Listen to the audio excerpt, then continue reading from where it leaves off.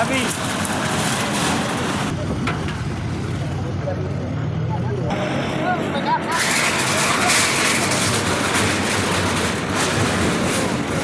এই মুহূৰ্তত মই উপস্থিত আছোঁ যোগীঘোপা কাবাইতাৰী সাপ্তাহিক হাট বজাৰত। আৰু হাট বজাৰত আজি পুৱাৰ ভাগতে জিলা বন বিভাগৰ লোকে অভিযান চলাইছিল আৰু অভিযানত প্ৰায় কোটি টকাৰ অবৈধ কাঠ জব্দ কৰিবলৈ সক্ষম হৈছিল। তাৰ পিছত বঙাইগাঁও জিলা প্ৰশাসনে এই হাট বজাৰত যি কাঠৰ বজাৰখন আছিল আৰু কাঠৰ বজাৰৰ কাষত কিছুমান দোকান আছিল আৰু এই দোকানসমূহ জিলা প্ৰশাসনে আজি উচ্ছেদ চলাইছিল। আৰু মোৰ সতীৰ্থ এই দৃশ্যাংশ দেখুৱাব যে ইয়াত অবৈধ কাঠ ব্যৱসায়ীয়ে দীৰ্ঘদিনৰ পৰা এই কাবাইতাৰী হাট বজাৰত তেওঁলোকে কাঠ ব্যৱসায় কৰি চলিছিল। কিন্তু আজি হঠাৎ বন বিভাগৰ লগে আহি অভিযান চলোৱাত প্ৰায় কোটি টকাৰ কাঠ জব্দ কৰিবলৈ সক্ষম হৈছিল।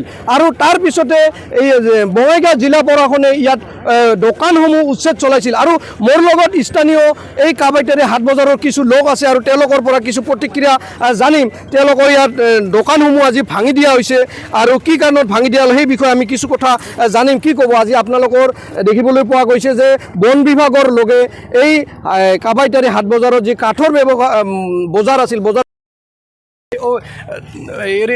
কাঠৰ বজাৰত অভিযান চলাইছিল।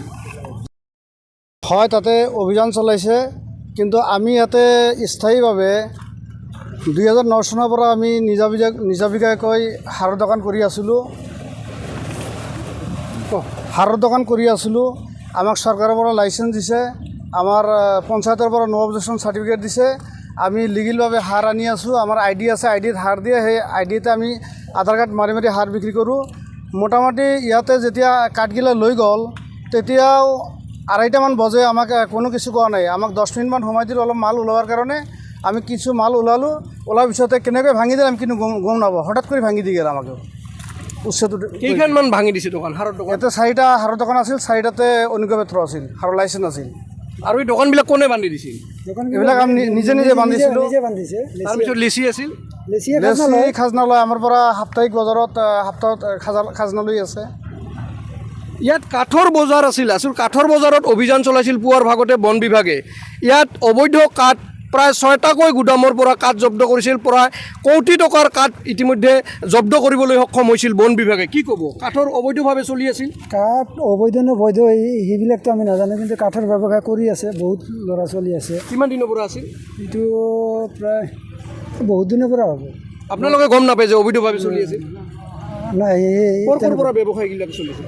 ব্যৱসায়ীবিলাক আহে বাহিৰৰ পৰা, ক'ৰবাৰ পৰা নাওলৈ মাল আহে, অলপ আনে ইয়াতে জমা কৰে, বিক্ৰী কৰে। শনিবাৰ মঙ্গলবাৰ প্ৰত্যেক বজাৰৰ দিন বিক্ৰী কৰে, আকৌ গুচি যায়। আকৌ আহে বজাৰৰ দিন, শনিবাৰ মঙ্গলবাৰে বিক্ৰী কৰে, আকৌ গুচি যায়। মালবিলাক ইয়াতে ৰাখি যায়। বজাৰৰ মাটি বজাৰত খাজনা দিয়ে। যেনেকুৱা এই সাৰৰ দোকানখিনি আমি জানামতে সিহঁতৰ লাইচেঞ্চ চব আছে, কমপ্লিট আছে। আৰু লেচিৰ পাৰ্মিশ্যন লৈ নিজাববীয়াকৈ দোকানবিলাক বান্ধি লৈছে। মানে সাৰৰ এটা দোকান সিহঁতে আৰু ডেইলি খোলা ৰাখে।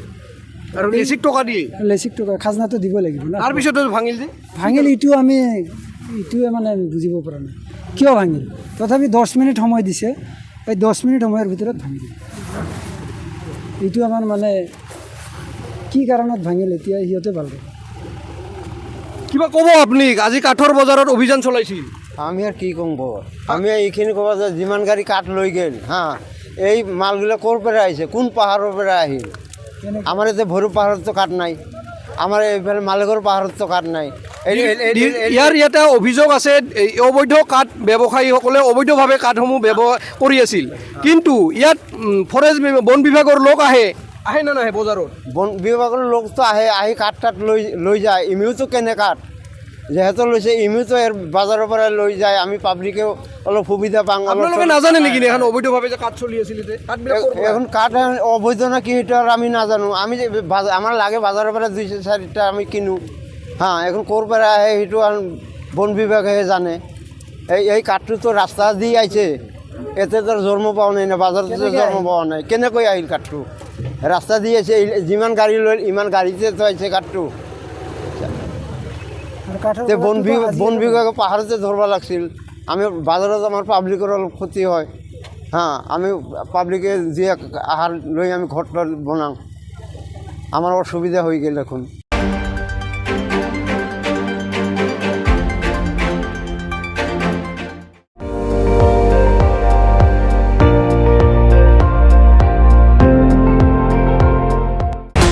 আপুনি চাই আছে ND24 সৰ্বশ্ৰেষ্ঠ নহয় সৰ্বোত্তমৰ দৌৰত।